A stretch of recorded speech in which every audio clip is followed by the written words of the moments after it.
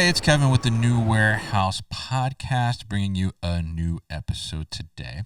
And on today's episode, I am going to be joined by David Stanton, and he is the CEO and co-founder at Reelables. And they are focused on producing labels that are going to allow you to track your freight and your packages, your cargo, everything much better throughout the supply chain, and we're always looking for better tracking solutions and more visibility too, which we'll talk a little bit about. So really excited to hear about how they're doing this and how they're bringing this to the market at scale as well, and really looking forward to diving into what Reelables is all about with David today. So David, welcome to the show. How are you?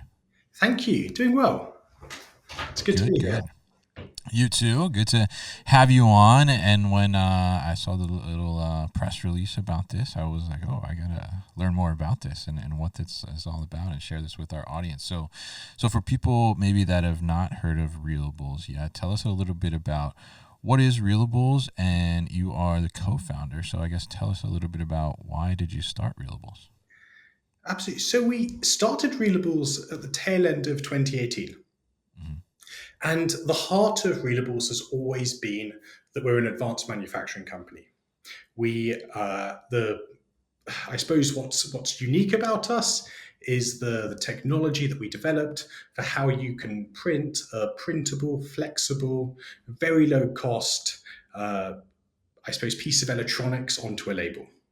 Mm. And so this is the first product we came up with. Each of these labels is a active Bluetooth device. It has a printed battery, a radio, and that's the heart of what Reelables is. And when we started, we weren't about supply chains initially. We started out as a prosumer version of Tile, the trackers for tracking Oh, your sure. keys, Yeah. tracking your wallet.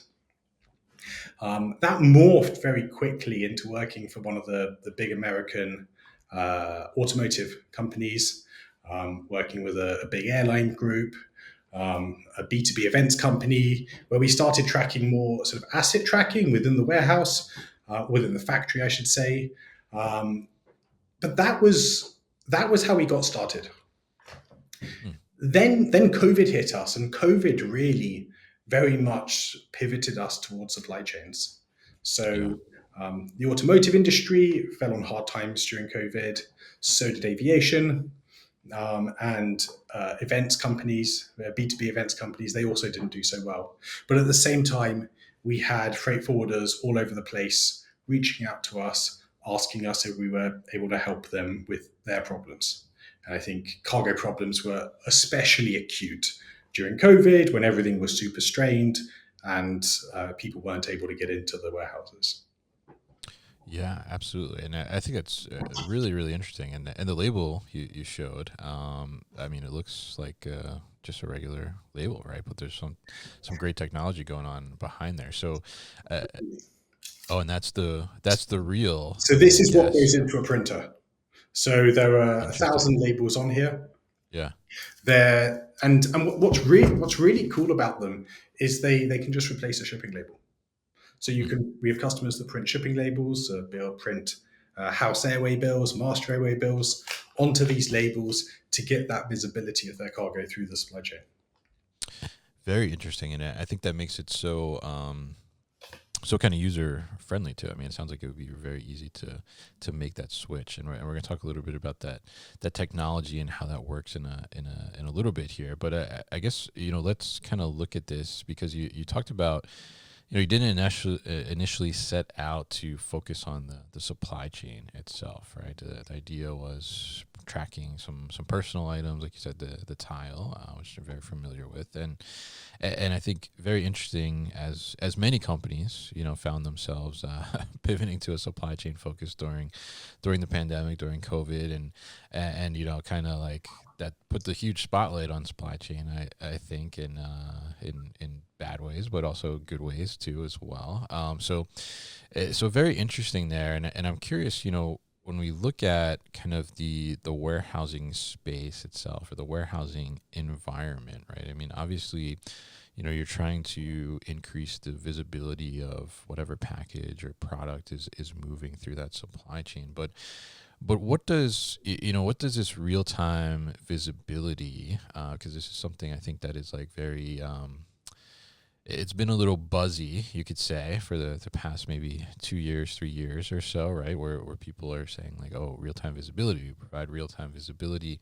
What does that actually look like in today's warehouse environment, today's market? What do you see?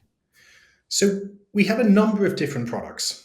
If we think about the first bit of tracking that we do, that's when you're inside the facility. That facility might be a factory, might be a transportation warehouse, might be a seafood processing plant. And there we have our Bluetooth based indoor positioning solution. So we're able to locate one of our labels down to up 10 centimeters of accuracy. So we can Mm, tell whether a box is on this side of the table or the other side of the table. That becomes interesting from two angles. Firstly, the number of times that we go to a warehouse and people just need to lay eyes on a bit of cargo, they need to find a mm, piece of work in progress in order to work on it. Uh, the number of times, even for huge automotive companies, they've lost a welding gun that needs to go onto the factory, and they have a team of people looking for it. And so that's that first piece. It's on just understanding where something is. mm, The second level, which I think we find really exciting, is maybe more of a glimpse into the future. And that's where process and location start to go hand in hand. So that's where a piece of cargo, for example, is put into the racking, and the warehouse management system is able to say, okay, super, that bit of cargo, that it's now updated, it's now in storage. Um, that work order's been completed because it's in storage, and you're starting to map location to process. mm, Then you start to be able to look at what's going on holistically. Where do you have bottlenecks in your factory? Why do you have dwell time that is really high in this part of the factory, for example? Is that something you expect? Is it certain projects that get delayed in certain places? So there's that part which is all about inside the facility. mm, Then what we find is that we have with our Bluetooth product, we have people that want visibility in third-party facilities. So ground handlers at airports. A lot of ground handlers that have got infrastructure, one little gateway that's plugged in inside them, and that starts to light up their network. They get to see that that cargo's arrived there. When we compare that to other technologies like RFID, it's a very complicated project to convince all of your ground handlers around the world as a freight yeah, forwarder to install RFID infrastructure. I'd sure. argue largely impossible, but not impossible when you're saying, we just want you to plug one little box in. Mm, And so there you're able to start to get that point to point visibility of what's going on in different places. And then that goes further. People can put devices into a truck and start to look at what does that final mile visibility look like with the Bluetooth mm, product. Now we started off with the Bluetooth product. It's probably one of the simplest radios that you can put together. It's pretty ubiquitous, which is why we chose Bluetooth initially. And then we moved on to our cellular product. So we took all of the advanced manufacturing, I suppose, technologies that we had in the Bluetooth product, and we used those to create a cellular product. With that, we start to compete with some of the more complicated GPS trackers that people are using for tracking cargo. mm, So we're able to say, okay, I want to track a parcel going from London to the middle of Canada, and it's going via Louisville because UPS is moving it, for example. I think that's where they move it through, and yes, yeah. you and you get to see, okay, it's at this airport, it's now at this airport, it's now at that airport, it's arrived. Mm, Uh, Now, what you're providing there really is that visibility and that assurance as to what's happening. So you're saying, I know for us, we had a shipment from the US not too long ago that was being sent by one of the parcel courier companies. Okay. And I think to this day, it still says it's going to be delivered tomorrow. Um, well, And weeks, how many tomorrows has it been? it's been months of tomorrows now. Yeah. Um, Okay.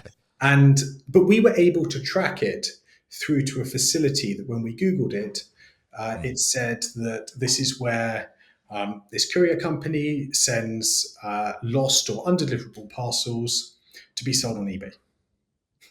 Oh, And interesting. Okay. and so we knew we were never going to get this parcel, and we should do something about that.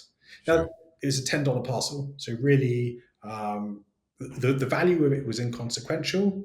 The not being able to do work because of it was a big deal to us. Hmm.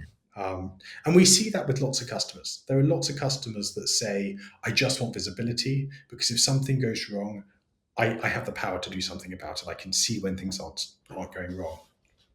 Mm. Then, and then we have the customers that want to go and they want to, something's been stolen, for example, or uh, a distributor is selling outside of their jurisdiction, or they're selling a product designated for the third world, and they are and it's being sold by a distributor in the first world, and they want to go and collect it, and they Mm. want to do it. They want a recovery exercise, and so we support that as well. Mm. Very interesting, and interesting. I mean, interesting that example that you gave of what you experienced real time, I guess. And really interesting too to see, I guess, the different avenues that these packages or this freight can take, and how do we get visibility into that? What can we see, right? Because I think a lot of times, right, like if you didn't have that tracking, essentially, then we're able to figure out that it's in this facility where it's going to get resold to eBay sellers or something. You would just never know like where that was, right? It would just essentially be lost in the abyss almost of packages, right? And I think it's really interesting to get kind of that further visibility. So this is leveraging Bluetooth or cellular technology and not RFID that you mentioned here, right? So tell us a little bit about, because I think that there's so much discussion, or there seemed like there was a ton of discussion around RFID a few years ago. Then it kind of died down a little bit because I think the cost was not quite effective for the mass market, right? But that seems to be coming back in. I'm seeing. So tell us, for people maybe that are not necessarily as familiar with the differences between the RFID or Bluetooth or cellular. Like what are the pros and cons of both sides of the table here? Absolutely. So we think of active products and then passive products, which are RFID, but also include things like Bluetooth technologies now. Sure. And the way the way I like to think of the passive technologies are that it's like you've got the most efficient barcode scanner in the world. So Mm. you've got a gate, you've got a tunnel, and everything going past, doesn't matter how fast they're going past, that barcode scanner is going to scan them. Okay. Um, the way that I think about the our technology is more that sort of every minute you're doing a full warehouse stock check. Mm. So which is a little bit different. So you're not saying what went through this gate and at what time did it go through and some milestone, but rather you have this full bird's eye view of everything that's happened and everything that's happening at that point in time. Mm. Now, it is more expensive. There's more going on with an active device. There's a more complicated circuit, there's a battery, and so the price point is higher. Now, often where that comes into play, we have customers that use RFID, and for certain parts they use Bluetooth because RFID just doesn't work. Yeah. Either they'd have to change their process in such a way that they're not comfortable doing, or they don't think works for them. An example would be there's a company that wants to track large vehicles, and as they exit, all the smaller parts of the vehicles they track with RFID, but or many of them, but the larger vehicles, uh, they can leave in so many different ways that and the opening, the doors, if you like, the gates through which they can leave are very large. And so Mm-hmm. RFID doesn't reliably work. Okay. That's an example of one of the places it's harder. Also for cargo, one of the things that's beautiful about packages is they all go on a conveyor belt and you can do all sorts of things to packages. Mm-hmm. Cargo is much harder. And large cargo, funny sized cargo, it's often hard to get readers all around it. Mm. Um, and so that's where Bluetooth, which is a much more flexible technology, comes into play. Line of sight, one of our Bluetooth labels, we can read it over 200 meters away, which Oh, really okay. gives you that range. And by having that range, you get to do all sorts of different things. And then cellular technologies, they totally remove the need for any infrastructure. So that's when you can start to track outside of your facilities because you're leveraging Verizon or Vodafone's infrastructure Sure. in order to track. Interesting. And so, and I guess, maybe one of the most important questions, right? I mean, when you look at those two sides of this tracking and visibility, I mean, from a cost perspective, right? Like, is Bluetooth cheaper? RFID is cheaper, similar, or what does that spectrum look like? Yeah, so I think this is probably the biggest reason why more things aren't tracked today. Mm. So today, I think something like 0.001% of cargo in inventory is actively tracked. So it's really Oh, very wow. neat. That low, really? It's that low. Wow. It's Okay. really very niche things that have an active tracker put on Yeah. them today. Now, our mission, if you like, is to change that, and a huge part of that is the price Sure. point. Yeah. When we started back in 2018, just providing that sort of IoT based visibility for a package was over $100 a package. Um, and in some cases, some of our customers today were selling that for $500 for a single package. Wow. Um, Now we retail our cellular product. This is our cellular label. We Hmm. retail this for $25. I think with time that'll drop to be significantly under $10. Mm. Um, Okay. as and that's really a sort of how this technology is evolving. On the Bluetooth side of things, today you're looking at you know, probably a couple of bucks to track something. Going forward into the future, I think you'll be significantly under 50 cents. Wow. And that's just an evolution of the technology. RFID was 20 years ago, an RFID tag was $2. Yeah. Today it's 2 cents in volume. Right. Interesting. So, I guess so. So, when do I choose to use cellular versus Bluetooth? So you use cellular when you don't have control of the infrastructure and you want to see what's going on. So Okay. let's say um, you're shipping something across the ocean.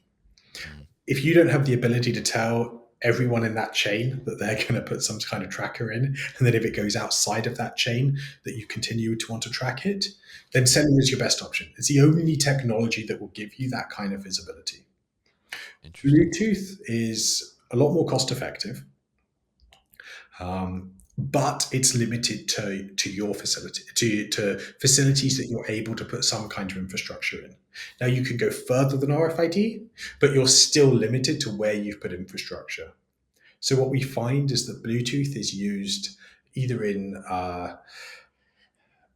within a single company or some of our larger customers, so big freight forwarders, for example, have put infrastructure into many of their third-party providers as well. So we're talking third-party warehouses, ground handlers, trucks that might be operated by another company, for example. Hmm. Interesting. Yeah.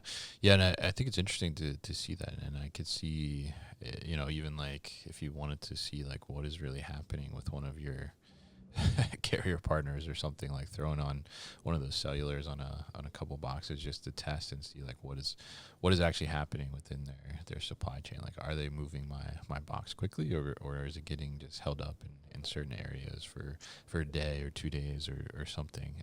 Really interesting.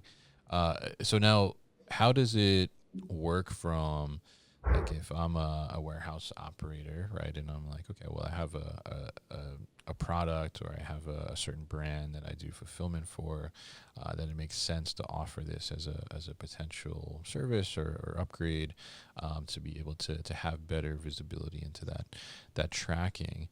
What does the technology look like from the operator's perspective? Like, is it the same printer I'm using already? Is it a different printer? How does that work? Yeah, so today there's a single modular printer that we support. Okay. It's manufactured by a company called Sato, and it it uses one of we very much focus in on one of their printer models. We are working on supporting what we call universal print, which is where any of our labels can be put into any printer, and that printer is able to turn on the label. It's able to test it. It's able to encode it. And we work on being able to do all of that with any thermal barcode printer. But today we focused on just one model. Gotcha. Okay. So you would have to get that printer You'd have essentially, to get and that then printer. Now, yeah. with our cellular product's a bit different in that people, because you don't need that infrastructure and there's no sort of infrastructure investment that need to Hmm. make, it becomes a lot more plausible to use a smaller number of labels where an investment in a printer might not make sense. And so there, you're able to take one of our labels, tap it with a smartphone, Yeah. um, type in an ID, and then that will join that label to your account and bring in that tracking information. Gotcha. Interesting. Interesting. And could that? I mean, if I look at that, like the cellular label you're holding there, I mean, is that something that can be reusable? I mean, could you take it off like one pallet So and put it on another pallet, or? that's a really good question. Um, some people reuse our products. Hmm. I'd say on the whole, they're really designed to be single use and then go Okay. through normal recycling streams. So all of our labels are designed to be non-dangerous goods and be able to go through recycling streams. There's a big portion of the market whereby a reusable device is very hard to achieve in practice. So Mm. there's a statistic somewhere that 70% of multi-use trackers are used once. And so much of that is if Wow. you send, for example, a piece of cargo to a retail store, the Yeah. chance that you're going to convince that retail store in Send it back. Yeah. 3,000 locations to collect Yeah. your trackers and send them back to you, that's hard. It works really well where you have closed loop systems. For Sure. example, you're sending a large volume of reagents from this company to this company, and that works. It's much harder to do once you leave those closed loop environments. Yeah, very interesting. And so, from the perspective of it, you gave us kind of one of your examples, right? Personal examples for your company and package that got lost there. But what are you seeing from your customers? I mean, is this helping to combat some of the cargo theft and loss of inventory? I mean, what are they kind of using it for use case, and what have been some of the results? Absolutely. So we've got use cases in all sorts of places. I think my my personal favorite, only because Yeah. um, I feel like an investigator whenever we're doing this. We have lots of companies that want to look at diversion within their supply chain. So you might be an alcohol distributor that has different distributors in different regions, and one distributor is selling into different regions. Is selling into a region that's not theirs. Now, for them, that creates a relationship nightmare in 6 months' time when it all gets work when someone works out that someone else is selling into their region and they have the exclusive license. Even worse if they find out that that other customer is able to sell the product for less because they're buying it for less because of the region they're buying in. Mm. And so being able to identify how that's happening is really interesting. And that's something you can also do with sampling. You don't need to label every box. You can label every Yeah. so many boxes and see that that product's moved in that way.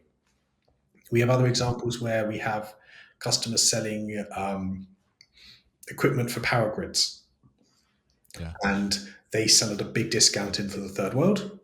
But they've seen distributors where, or we've seen distributors where a product should be sold in the third world and has been priced accordingly, and then turns up somewhere in Europe a month later at the Oh, distributor's warehouse there, and yeah. Yeah. that's a really interesting use case. We then have, I suppose, a lot of there's all the cold chain compliance, perishables, tracking the temperature of products over time. That's a really interesting and an important use case. Where it becomes really interesting is where you're able to then go down to a particular lot. You're not just tracking the truck, but you're tracking what's on the truck and able to organize things like recalls much more efficiently. Mm. Um, then we track a lot of technology products. So we're tracking technology products like smartphones, parts that go into all sorts of different servers, um, data center build outs and tracking the parts for those. I'd say it's a big mix of what we track. I think we track uh, sort of cars in parking lots with one of our partners in the Netherlands. Oh, yeah. Um, so it's a there's a huge variety of things that Yeah. we track. Where we our sweet spot, if you like, generally is working with integrators. So Mm. in very large companies, often that company is their own integrator. But then we also work with a whole load of command centers, control towers, and these people that are monitoring cargo and providing visibility in that way as well. Mm. Yeah, very interesting, and a lot of different use cases there, which is pretty. Some of them, like I wouldn't even think of, like the distributor, moving product to basically take a bigger profit essentially because they're getting at a lower cost and trying to navigate that and investigate that as you said. I'm curious if you see like inside the four walls of a warehouse, right? Sometimes we have higher value items, but are maybe smaller items too, right? Which makes them kind of susceptible to people, throwing them in their pocket or putting them in their bag and taking them home with you with workers there. I mean, are you seeing anybody utilize this technology to try and reduce some of that, or try and get better visibility from product that might be, walking out the door? So for one of our for one with one of our customers, this is in conjunction with one of our I suppose value added resellers. Mhm. We are tracking one of the big fashion brands, all the product in their warehouses, Sure. and looking for when stuff leaves the warehouse, when it shouldn't, and Mhm. creating that alert as to what's going on. We also, with smartphones, we're able to do split detection. So often, cargo tracking today is done at a shipment level. There's one tracker per shipment, um, Right. but a lot of theft. If you imagine a pallet of smartphones, someone can Sure. steal a box of smartphones, and that's still an expensive loss. Oh, yeah. And the tracker is on one of the pallets of that shipment. What we're able to do is put our Bluetooth tables onto all the boxes, and then every 2 minutes we're checking to see has anything split from that shipment. So we're able to say, is the whole shipment together? And this is applicable to theft, but it's also applicable to cross-dock operations, where a shipment comes off one truck, needs to go onto another truck, and a lot of the problems that one of the pieces of that shipment gets left behind, for example. Mm. Yeah, interesting, and I could see that being super effective in that because it is difficult sometimes, right? I mean, especially you got a huge facility, you got 100 plus employees, maybe more, right? A couple hundred, like how do you keep track of that, and how do you get visibility into that, especially if you're dealing with like some smaller items that are easier to conceal and things like that. I think that's a great way to do that. So very interesting to learn about Reelables from you, David, and the technology that you've been building now since 2018. I think really effective on the tracking and that real time visibility like you talked about. But obviously, it sounds like there's a huge opportunity in the market to scale this further and get more visibility and like you said, over time, get the cost down as it kind of scales as well. So you just raised your Series A at $10.4 million. So congratulations on that. But what does that do for Reelables, and how can we see that impact the growth of Reelables and what's next? So really, for us, it's a growth round. We're using that money to increase our manufacturing capacity to 100 million smart labels a year. Mm. So that's really what the funds are going towards. We are also increasing the size of our team. So we're doing a lot of hiring at the moment. But yeah, really, it's all about that manufacturing scale up. I think from month 3 of Reelables starting, we've been in allocation, Okay. and we would love that. It's a great problem to have. Yeah. We'd also love to be in a place where that wasn't the case, and we were Yeah, able for to. sure. We didn't have to tell people that they were going to have to wait to start with us. Yeah.